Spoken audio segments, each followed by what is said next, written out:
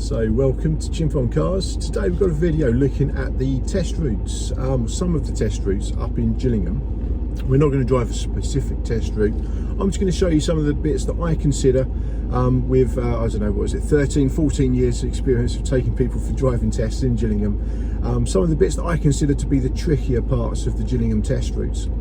I'm going to show you those, so as when you come across those on your Gillingham driving test, you'll feel better prepared for them. You'll have seen them, you'll have seen me negotiate them on this video, and maybe if you get a chance, you go up there and do some private practice and you can practice them yourself. So with practice in mind, of course, you need insurance. If you're going to practice in your own car or your parents' car, there's a really great insurance company. I'll drop a link in the description for they provide short-term insurance, long-term insurance, all types of learner insurance, and beyond. Really good company. Definitely check out what they offer if you're going to do some private practice. So let's get on up there and let's see what we can find in and around Gillingham, and see if I can help you to pass your driving test first time. And of course, don't forget to subscribe to this channel if you're not done so already.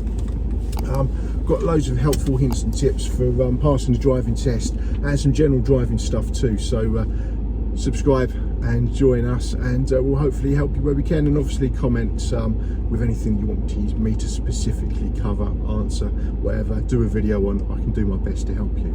Right then, without further ado, let's go on up to Gillingham and see what we can find and see how it helps. So here we are around by the train station. So just following the road around here, can't turn right, you can see the no entry signs there.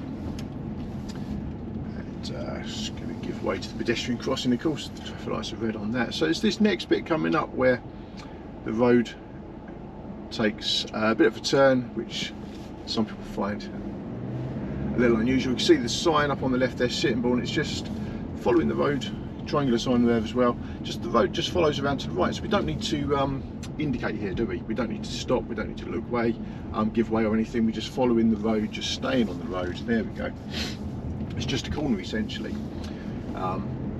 If I'd have not recognised the markings and just gone straight on down there, because the markings are quite worn, then obviously that would have been a bit of an issue, because I'd have changed from one road to another road without doing so safely. And obviously we don't want to be changing roads without checking mirrors indicating and the like.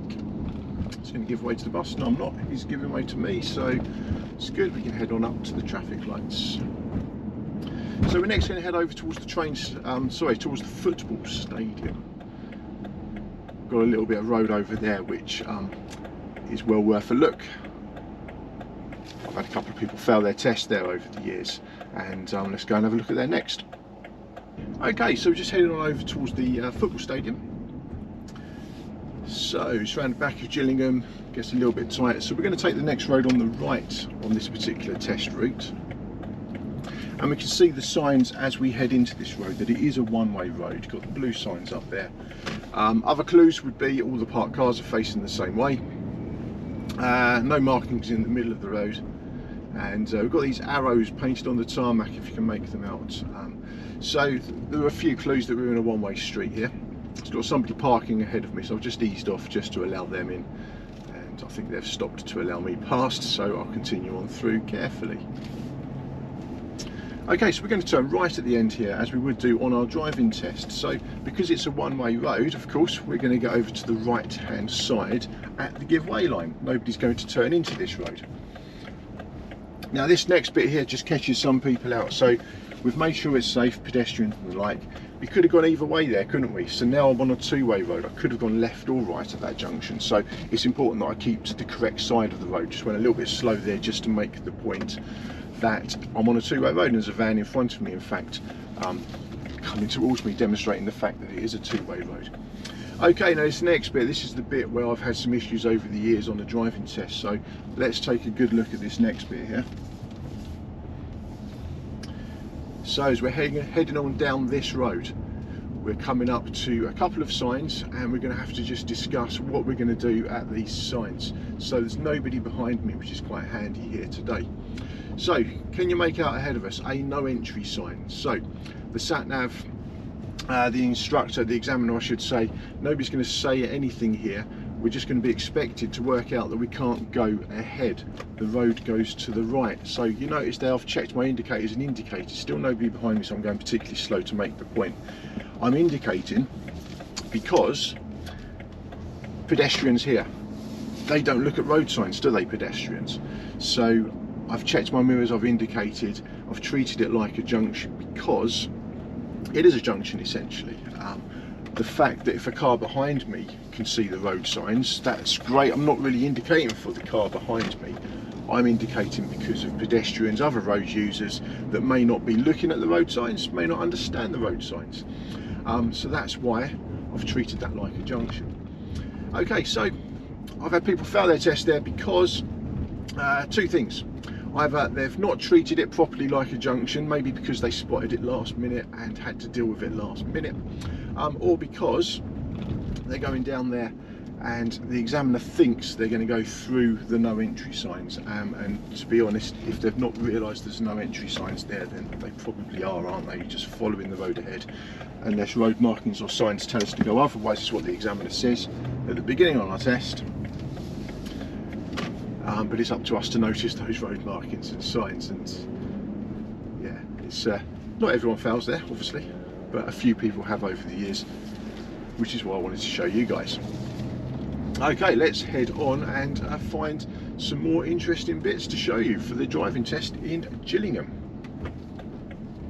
Okay then, so you join me on the run up to the Will Adams roundabout. We're heading back towards the test centre, towards the M2, and this next roundabout then, it's very narrow. If you don't know it already, take a look at how narrow these road markings are. You see here 3 lanes leading up to the roundabout. That tells us there's going to be 3 lanes on the roundabout, and at a glance it don't look wide enough for 3 lanes. So I'm in the left hand of the 3 lanes, waiting for a gap as is usual. Blue lights behind me.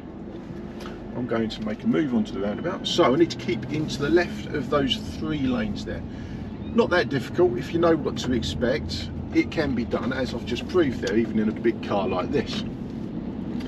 But if you are a little bit relaxed about it there, let's let this ambulance pass. They don't seem to be in too much of a rush. But yeah, if you're a little bit too relaxed about the lanes there, then you might accidentally drift across. And of course, changing lanes without checking your mirrors and indicating is not a good thing, is it?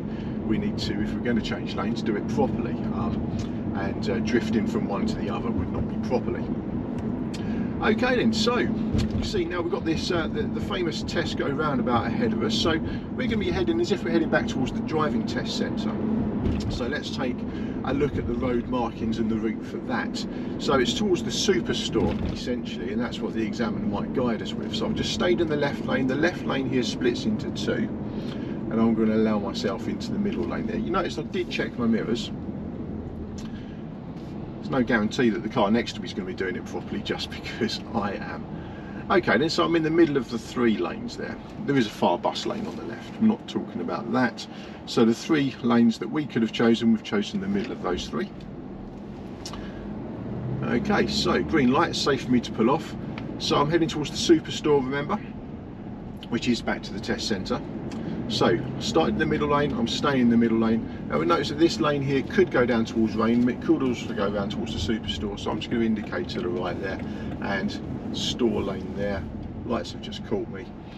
If I'd have been going towards the M2, I'd have started off exactly the same way, but where this lane here is split into 2, there's a nice big lorry next to me. I'd be where the lorry is, I would be there in that middle lane still if I was going up to the M2, but this one had superstore written on it on the road surface, as is the next exit, and that's where we are heading. Green light, checking the mirrors. So because I'm leaving at the next exit, I will indicate. I know this lane only goes to the superstore, but it don't hurt to indicate to make absolutely sure everyone knows we're in the correct lane for where we want to head. Okay then, so another roundabout coming up. We're still heading back towards the test centre, so I'm just going to check the mirrors for a right, signal for a right, and obviously pick up the right lane. It's the 3rd exit, the last exit, and this is the place to be. Okay, so we're going to spend a little bit more time talking about the Tesco roundabout, and there'll possibly be a video linked at the top of this one when I get around to doing a proper one for that, which won't be too long, and you can check out the Tesco roundabout in a bit more detail. Okay, so here we have the driving test centre just down to the left there. I'm not going to turn in there. There will be tests being conducted today. You could only see a couple of motorbikes down there at the moment, but don't want to interfere with anybody's test. Now this road here, so when you start your driving test, you may well be asked to turn left and come up this road here. Now how wide does this road look? Does this look like a 40-mile-an-hour road to you? It certainly does to me. In fact, I've just drifted a bit above 30 there.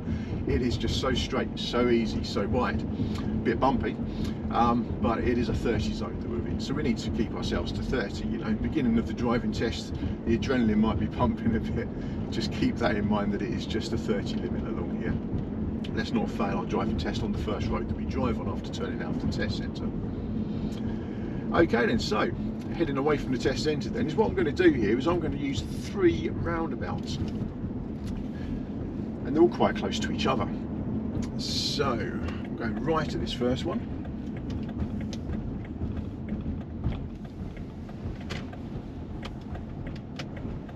Nice and safe. I'm going ahead at the next one.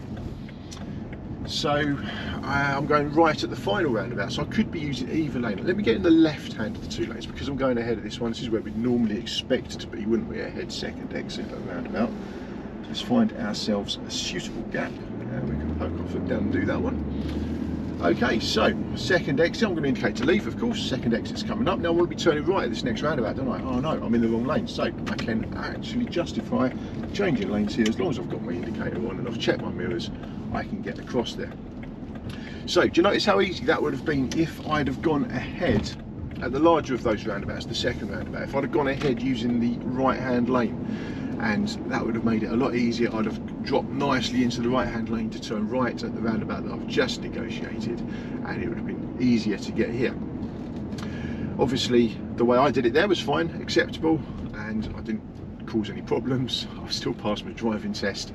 I'm just pointing out you've got 2 options there, and you know, the examiners are fully aware that you know, you've got 3 roundabouts to negotiate, and if you want to, they're going to give you some advance notice there. If you want to use the middle lane to go ahead at the big roundabout, then that would be a good option.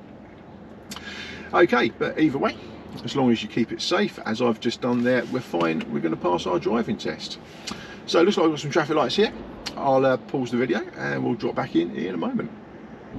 Okay, so we're just leaving the industrial estate, got B&Q off to our right here. I'm going to go ahead at the roundabout. It's the first exit. I call it left first exit. It doesn't really matter too much.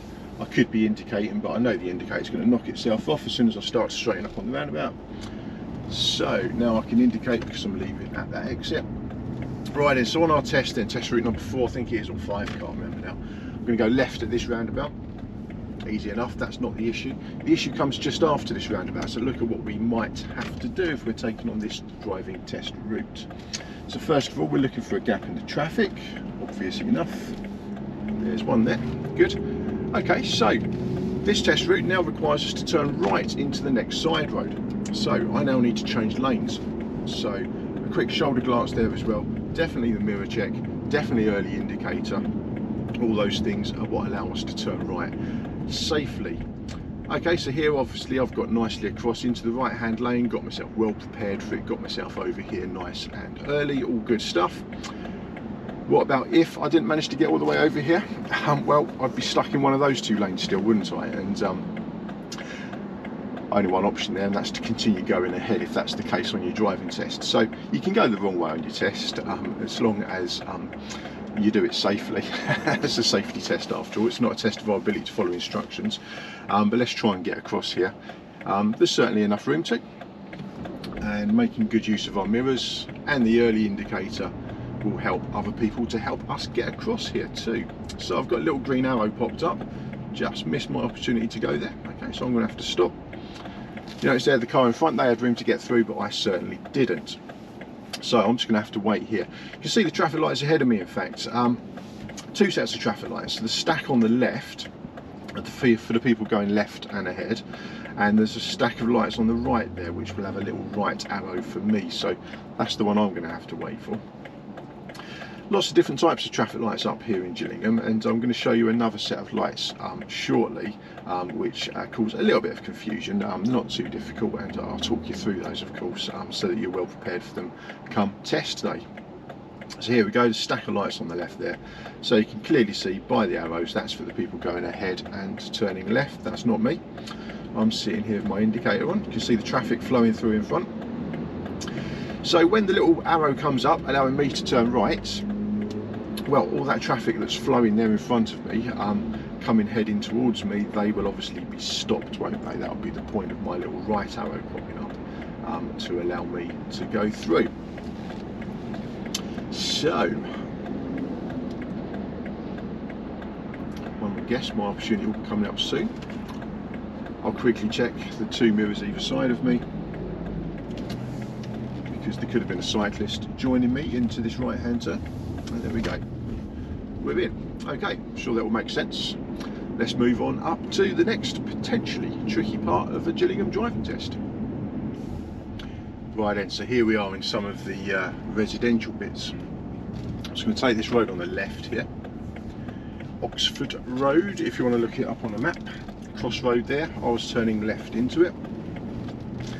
Crossroad is the key to this next little bit that I want to show you, because if you're driving on sat-nav, Oxford Road just continues on dead ahead up there. If the examiner's giving you instructions, they're not going to say anything to you here, so it's not a left, it's not a right, we're just going ahead. But of course, you know, we need to spot, there's a giveaway sign, there's a giveaway road markings. It's been freshly repainted actually, that will soon wear off, but whilst the paint's there, that's useful. And I just need to look both ways. With that pickup being there, it's a little bit tricky. Looking both ways, creeping and peeping as I went there, to get myself out safely. So, not often, particularly when it's been repainted, but it does happen.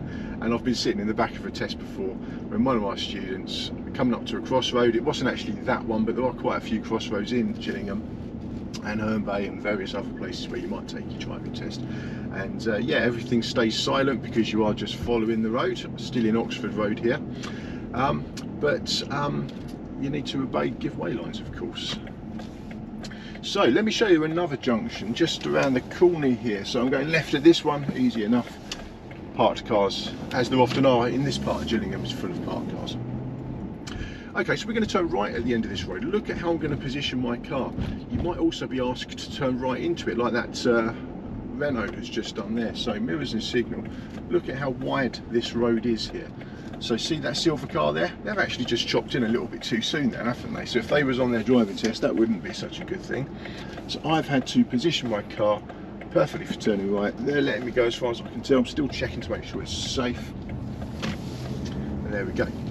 Okay, so very wide road, so the road markings are laid out accordingly. I had half of the road to use. If I was going left, I'd have been a long way from where I was there, well over to the left. Seeing as I was turning right, I had a nice box painted up for me to get into. And that of course means that if you're turning into that road, from the one that I'm on at the moment, if I'd have been travelling in this direction but turning right into that road, as we saw Silver Car do, then of course we need to make sure we don't cut the corner off.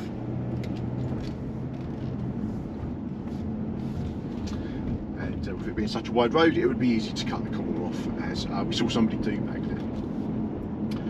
Okay then, so nice big wide road here, lots of parked cars but lots of room too, which is nice. We've got the bus depot just coming up. So let's just think about turning right at these crossroads here, because there's a lot of space, as we can see on the lead up to it. There's plenty of room here. So we just have to think about our position for turning right. So I'm going to check the mirrors, I'm going to signal for a right turn. So of course I'm turning right, I need to give way to oncoming vehicles. So I've got a green light so I can proceed over the white line, but I can't turn right yet because I've got cars coming towards me. So I'm just going to stop level with that road that I'm turning into. There we go, and there's my gap. In fact, the lights have changed as well, but I had a gap in the traffic too. And that's all we're waiting for there, isn't it? We're either waiting for a gap in the traffic or for the lights to change. If the lights changing, that's instant signal that we're going to have a gap in the traffic, because the oncoming traffic is going to stop too, and that's good for us. I'm going to let this lorry through because he needs quite a bit of room there. I need room too, but I don't need as much. Okay, so join me for the next part. I've got a set of traffic lights I'm going to take you up and show you next, which is well worth a quick look before you take your driving test. It's on a couple of the test routes, this set of traffic lights, so very much worth a look. Let's go and see what we can find. Okay then, so as promised, we've got a set of traffic lights. There's a couple of sets actually we're going to drive through here. So I'm just turning right onto the A2 from Gillingham, and we're heading towards Chatham. 2 lanes to choose from there, turning right, no issues there. The issues come with the next part, so we are heading towards Chatham following the A2. Sat-nav instructions are reasonably clear. If we're following in the examiner's instructions, they can be quite clear too here. And then this will take us to another set of traffic lights where we're going to be turning right, and that's yeah, just a little bit different to the set we saw earlier, so you'll see what I mean when we get there, and I'll show you how to negotiate those. Just having to be patient here. So when we turn right here, we're going to be out on the A2. The A2 is instantly going to split. There's going to be a lane on the left for turning left off of the A2. We don't want that one. We want to stay on the A2. So let's take a look, see what I mean. So where this burgundy car in front's gone, you see what I mean? So if we was going to go down Ashtree Lane, then obviously we'd get over to the left lane there. We're following the road, staying on the A2. Okay then, so we've got that set of traffic lights I was talking about. So first of all, you notice all these roads on the right, no right turn into any of these. So if anyone was to say to us, take the next available road on the right, then obviously we're not taking any of these roads on the right here. There's no right turn. We are turning right at the traffic lights up ahead. So let me show you how that works. So I'm going to check the mirrors, I'm going to signal right just as I'm passing that junction there, keeping to the right, keeping to this right hand lane. And we can see here, lights are green, so I can cross the white line, it's good. And if there was oncoming traffic, I'd sit and wait in the middle there, waiting for a gap in the traffic. As we talked about earlier at the crossroads without the traffic lights, we're just waiting for either a gap in the traffic or for the lights to change. Whichever comes soonest, we can just wait there and wait for our opportunity to turn right. And as long as we've crossed the white line, then we can sit and wait there. If the lights change before we've crossed the white line, then obviously we're committed, we've got to wait for the lights to change again. We can only wait, we can only cross the white line while the light's green. And if we haven't crossed the white line before the light changes to red, then we'll have to just sit and wait behind the white line until the lights change again. I hope that makes things clear. Okay, so I'm just going to head off down here. I hope that's helped, give you some ideas for passing your driving test in Gillingham. Let us know in the comments how you get on, and let us know if there's anything you'd like me to include in future videos. Take care, good luck, thanks for joining us on Chimp on Cars.